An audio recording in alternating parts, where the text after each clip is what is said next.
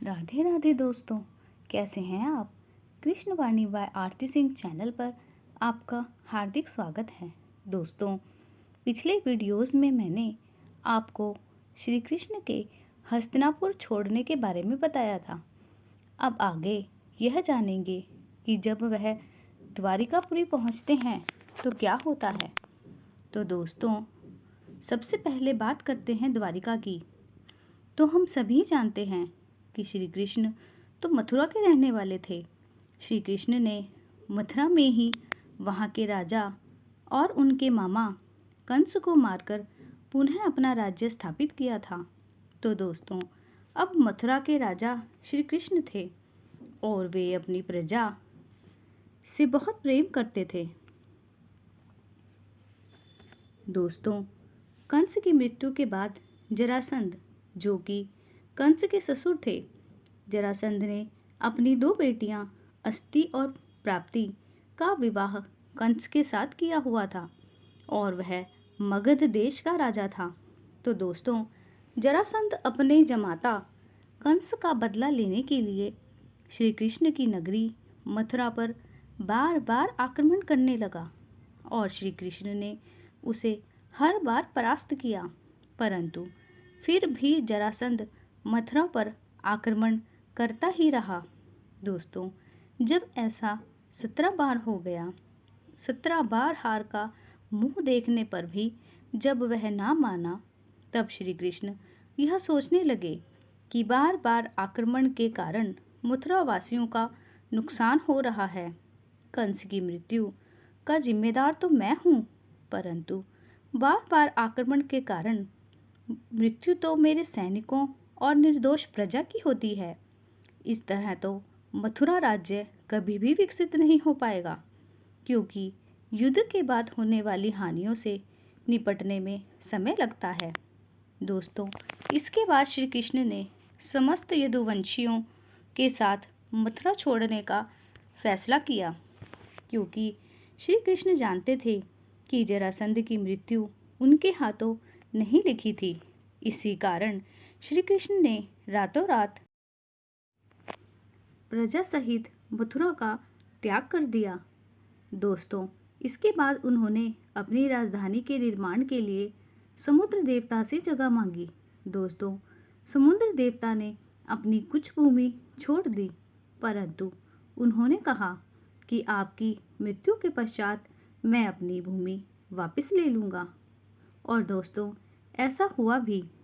तो दोस्तों, इसी कारण द्वारिका नगरी अंत में समुद्र में डूब गई थी। दोस्तों, द्वारिका नगरी स्वयं विश्वकर्मा, जो कि सूर्य देवता के ससुर हैं और समस्त देवताओं के शिल्पीकार हैं, उन्होंने श्री कृष्ण के आदेश पर स्वयं बनाई थी। दोस्तों, सोचिए कि वह कितनी सुंदर होगी। दोस्तों, द्वारिका नगरी बहुत ही खूबसूरत और धनवान नगरी थी। द्वारिका में कई तालाब थे जो अति सुंदर थे। थोड़ी थोड़ी ही दूरी पर अनेकों बगीचे थे जिनमें अत्यंत सुंदर फूल लगे थे। वहाँ के पेड़ सदैव फलों से लदे रहते थे। नगरी में कई महल थे।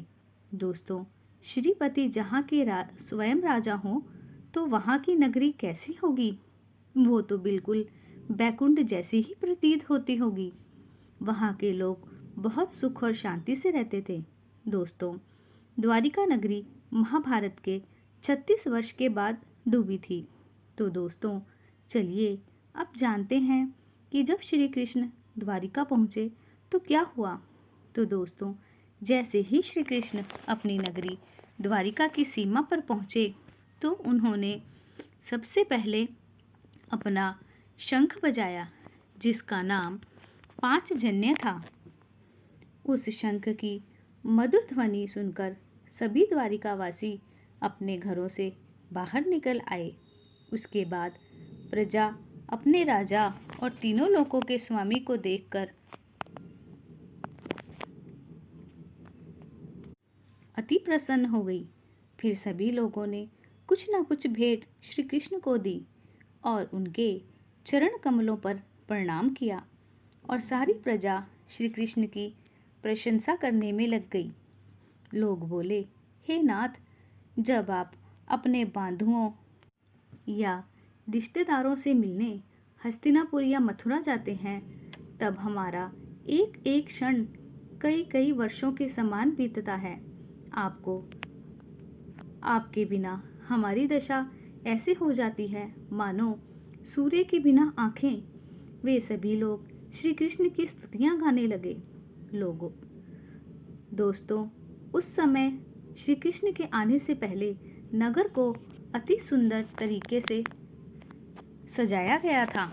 सड़कें, बाजार, चौक सुगंधित जल से सींच दिए गए थे।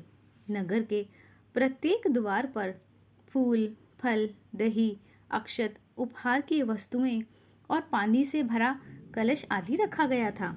दोस्तों, बड़ा ही भव्य स्वागत किया तब उन द्वारिका वासियों ने श्री कृष्ण का। दोस्तों, उधर जब राजमहल में यह पता चला कि श्री कृष्ण द्वारिका आ चुके हैं, तो राजमहल से वासुदेव, जो कृष्ण के पिता थे, अक्रूर जी, जो कि कृष्ण के चाचा थे, उग्रसेन, जो कि कृष्ण के नाना थे, प्रसून, चारुदेशन और जामवती नंदन यानी कृष्ण के पुत्र सांब आदि बड़ी ही प्रसन्नता और आदर के साथ रथ पर सवार होकर ब्राह्मणों के साथ लेकर श्री कृष्ण का स्वागत करने पहुँचे। दोस्तों, उस समय उन द्वारिका वासियों और कृष्ण के सगे संबंधियों के मन में जो हर्ष और उल्लास था, उसका तो मैं गान शब्दों में नहीं कर सकती, परंतु मुझसे जितना सामर्थ्य हुआ उतना मैंने आपको समझाने का प्रयास किया है। दोस्तों, उसके बाद श्री कृष्ण ने बंधु बांधवों, नागरिकों और सेवकों को उनकी योग्यता के अनुसार सबका सम्मान किया। किसी को सिर झुकाकर प्रणाम किया, तो किसी को वाणी से अभिवादन किया, किसी को हृदय से लगाया, तो किसी से हाथ मिलाया, किसी की ओर देखकर मुस्कुरा भर दिए, किसी को प्रेम भरी दृष्टि से ही देख लिया। जिसकी जो इच्छा थी उसे वही वरदान दिया। इसके बाद उन्होंने नगर में प्रवेश किया। दोस्तों, राजमहल पहुंचने पर सबसे पहले श्री कृष्ण अपने माता पिता के पास गए और उनके चरणों पर सिर रखकर प्रणाम किया। उसके बाद वे अपनी माताओं से आज्ञा लेकर अपनी रानियों के महल में उनसे मिलने गए। दोस्तों, आपको जानकारी के लिए बता दूं कि श्री कृष्ण की 16,108 पत्नियां थीं और 1,61,080 पुत्र थे और 16,108 ही कन्याएं भी थी। दोस्तों, अब आप सोच रहे होंगे कि इतनी अधिक पत्नियां, तो इसके पीछे भी एक बड़ी रोचक कहानी है जो मैं आपको आगे वीडियोस में बताऊंगी। तो दोस्तों, इस प्रकार द्वारिका पहुंचने पर श्री कृष्ण या द्वारिकाधीश का स्वागत हुआ। तो दोस्तों, इस प्रकार हमारा यह भागवत पुराण का पहला स्कंध पूरा हुआ। अब आगे स्कंध 2 की शुरुआत करेंगे।